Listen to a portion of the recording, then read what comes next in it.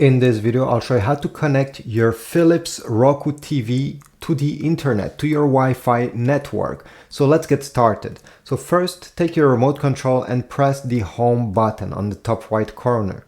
Then you need to go down in the left side menu over here until you select settings. Select network, press OK.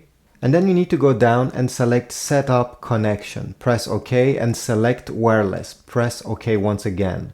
The TV will scan for all the Wi-Fi networks that are around it.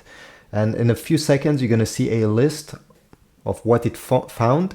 And your Wi-Fi network should be around here. Press the up and down logo, press the up and down arrows to select your Wi-Fi network.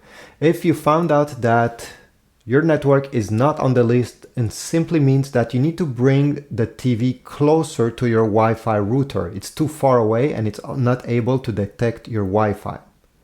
So press OK once you found your Wi-Fi network, and now it's time to type the password.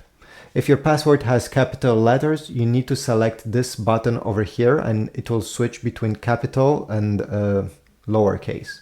Anyway, once you're done, press connect.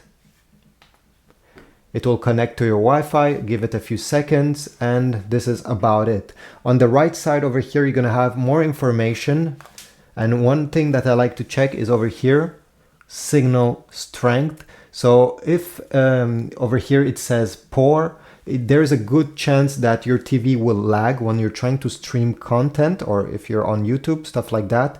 So it simply means that, again, you need to bring your wireless router closer to your TV or your TV closer to your Wi-Fi router. If you see excellent, like in my case, you won't have any issues. So overall, this is it. You can press the home button on the remote control and start using it right after doing this. Thanks for watching. Please leave a comment down below if you found this useful. Like, subscribe, and I'll see you in the next video.